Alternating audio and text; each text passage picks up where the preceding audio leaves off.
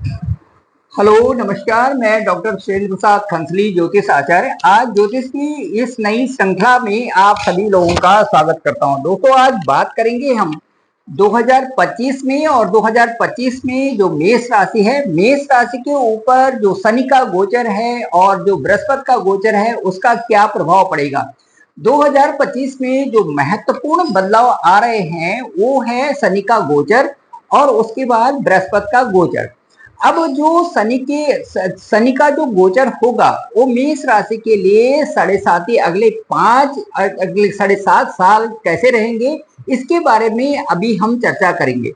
दोस्तों, मैं आपको बताना चाहूंगा कि जो शनि इस समय गोचर कर रहे हैं मेष राशि से ठीक 11वें भाव में, और 11वां हाउस जो मेष राशि का इस समय है वो लाभ स्थान होता है।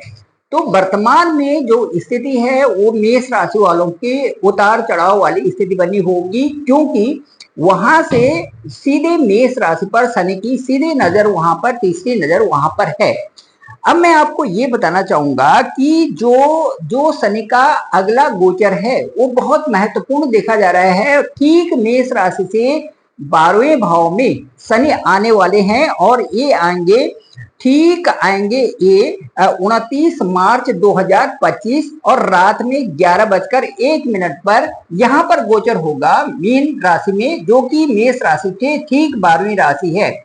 अब जब वहां पर आएंगे तो 7.5 शुरू होगी मेष राशि वालों की, क्योंकि जैसा मैंने पूर्ववत अपने वीडियोज में भी कहा है कि जो 7.5 होती है वो तब शुरू होती है जब आपकी राशि से एक पीछे की राशि में जब शनि का गोचर होता है, तो वहां के 2.5 साल, फिर आपकी राशि के 2.5 साल, और फिर आपकी राशि से जो अगली राशि है वहां पर 2.5 साल। इस तरह से यदि तीनों 2.5 साल को हम जोड़ते हैं तो ये 7.5 वर्ष होता है, जबकि आपकी राशि से जब तक कि शनि आगे नहीं निकल जाते, आपकी राशि के अगली वाली राशि से जब तक शनि आगे विचरण नहीं करते। अब जो ये गोचर है ये इतना महत्वपूर्ण क्यों समझा जा रहा है, इसके बारे में अभी हम चर्चा करेंगे। मेष राशि जो कि सबसे पहली राशि है, और ये जो मेष राशि है ये 3 नक्षत्रों से मिलकर बनी हुई है। अब ये जो 3 नक्षत्र हैं ये हैं अश्विनी, भरणी और कृतिका। तो 9 जो इनके चरण होते हैं उनसे एक राशि बनती है। तो जो अश्विनी है इनके जो गुरु हैं केतु हैं, फिर सूर्य है, शुक्र हैं भरणी के, और फिर जो कृतिका है उनके जो गुरु हैं वो हैं सूर्य। तो इन तीनों की नक्षत्र से ये राशि बनी हुई है, बहुत ही सुंदर राशि है। अब इस पे जो गोचर होने जा रहा है इसके ठीक 12वें भाव में शनि का गोचर जो 29 मार्च 2025 से होगा उसका प्रभाव होना शुरू हो जाएगा, ठीक जो है 30 मार्च 2025 से। अब जो शनि का जो पहला वाला जो 2.5 साल होता है, ये किसी जातक के लिए भी 7.5 का जो पहला दौर होता है 2.5 साल का, ये बड़ा क्रूशियल समझा जाता है। और इसके बारे में जो कई ज्योतिषाचार्य इसके बारे में अपनी अपनी व्याख्या करते हैं, और ये वास्तव में माना भी जाता है कि जो पहला जो 7.5 का चरण होता है 2.5 वर्षों का, ये महत्वपूर्ण इसलिए समझा जाता है कि उस समय शनि का जो प्रभाव है वो उगता हुआ प्रभाव उस समय आपकी राशि में होगा। अब मैं ये बताना चाहूंगा कि जब मीन राशि पर आएंगे, आपकी राशि के पीछे आएंगे, तो आपके ऊपर, आपके स्वभाव के ऊपर, आपके लक्षणों के ऊपर ये दिखना शुरू हो जाएगा। लेकिन जो मीन राशि पर जब ये आएंगे तो उसके साथ साथ में सबसे अच्छा जो इस समय गोचर देखा जा रहा है वो ठीक 14/5/2025 से बृहस्पति का गोचर भी उसी समय बृहस्पति का गोचर भी जो वृषभ राशि से और मिथुन राशि में हो जाएगा, जो कि एक कवच के रूप में मेष राशि वालों को उस समय वरदान स्वरूप मिल रहा है। क्योंकि इतनी अच्छी 7.5 का पहला दौर बहुत कम लोगों का शुरू होता है, जिस तरह से कि मेष राशि की 7.5 का पहला दौर इस समय 2025 में शुरू होगा। बहुत सुंदरतम तरीके से बृहस्पति जो है उसमें इतना अच्छा प्रोडक्शन इनको दे रहे हैं कि उस समय 7.5 का प्रभाव बहुत न्यून हो जाएगा। अब ये किस तरह से होगा मैं इसके बारे में बताऊंगा कि जब ये मेष राशि से तीसरे भाव पराक्रम भाव में जब बृहस्पति का गोचर होगा तो बृहस्पति सीधे अपने आपके भाग्य स्थान को देखेगा। और भाग्य स्थान को देखने वाली बात तो जितनी भी है, लेकिन वहां पर जो भाग्य स्थान का अंक है वो 9 है और 9 अंक जो है गुरु का ही अंक है। इसलिए अपने ही घर को देखना और अपने ही घर पे दृष्टि रखना पूरी कुंडली के लिए बृहस्पति एक बहुत अच्छे उत्तरदायी बन जाते हैं। इस रिस्पॉन्सिबल जो कार्य को जो उस समय कर रहे हैं, जबकि शनि की 7.5 शुरू होगी मेष राशि वालों के साथ में।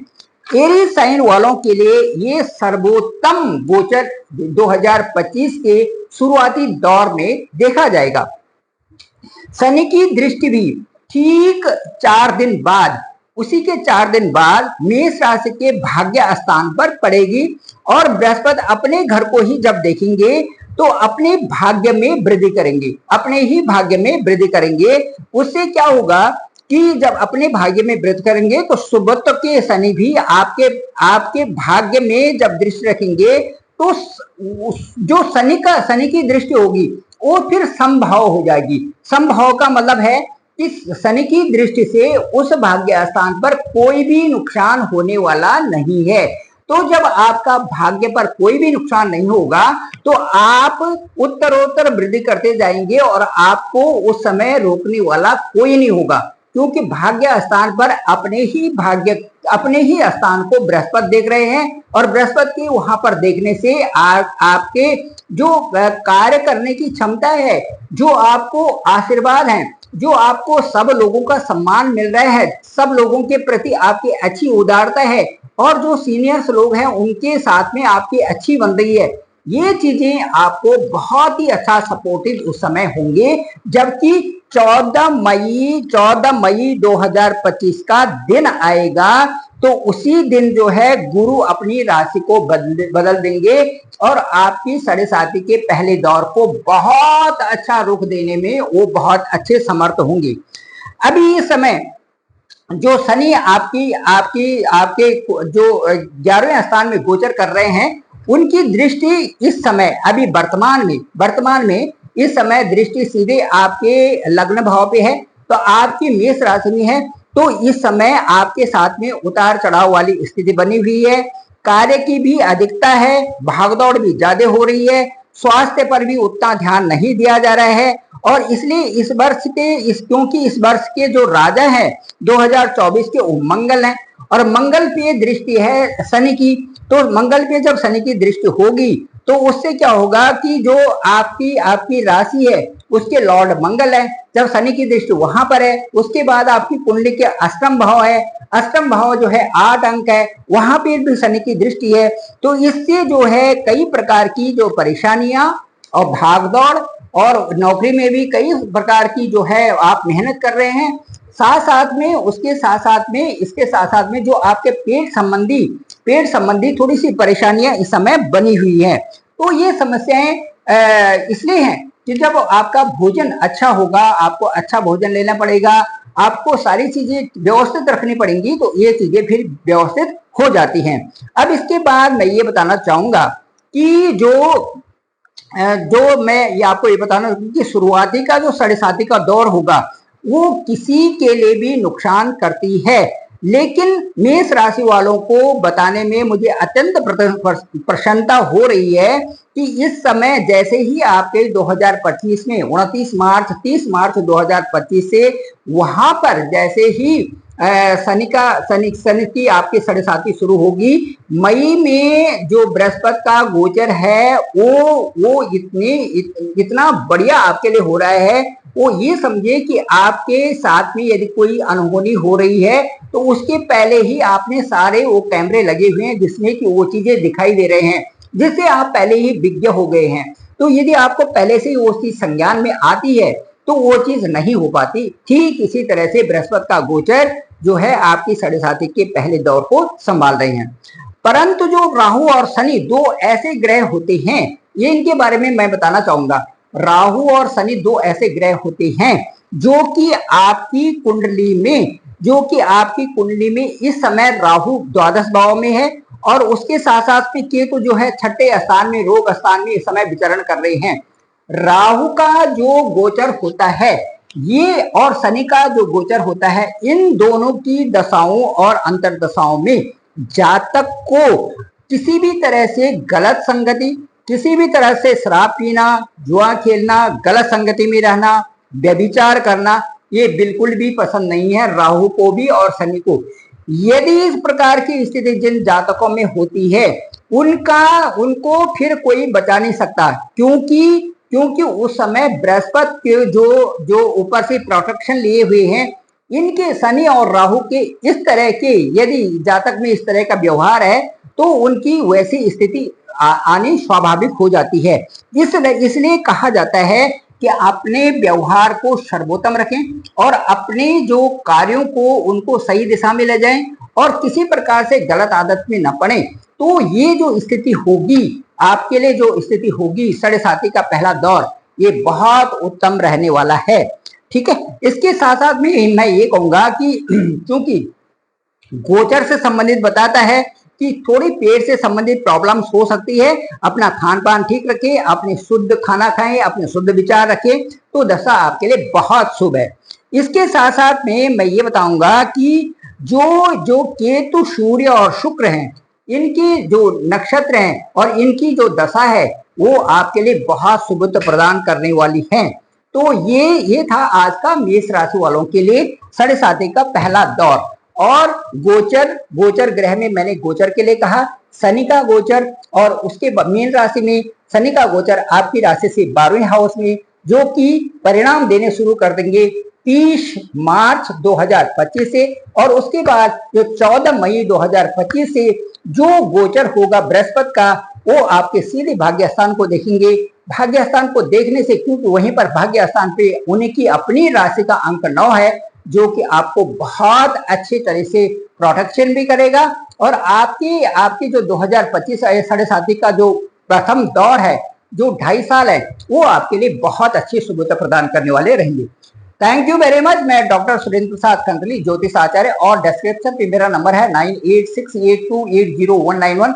आप मुझे कॉल भी कर सकते हैं और इसी व्हाट्सएप नंबर पर अपनी कुंडली को भी भेज सकते हैं, क्योंकि ये देखा जाता है कि जो कुंडली में जो आपका लग्न है, लग्न भाव क्या है, आपके ग्रह गोचर की स्थिति क्या है, कौन अंक कहाँ पर है और उनकी दशा और अंतर्दशा क्या बोल रही है, उनके परिणाम जो गोचर है, जो शनि का गोचर है, शनि की साढ़े साथी है, उन पर किस तरह से उस समय प्रभावी होगा, और साथ साथ में जो आज के ग्रह गोचर हैं वो किस तरह से दोनों को एक दूसरे का विश्लेषण, एक दूसरे की कंपैरिजन, ताकि जो है उस तुलनात्मक ढंग से एक ऐसे परिणाम पर पहुंचा जा सके जो कि आपके लिए सटीक हो। तो सटीक परिणाम की व्याख्या के लिए आपके ओरिजिनल जन्म कुंडली का होना आवश्यक है।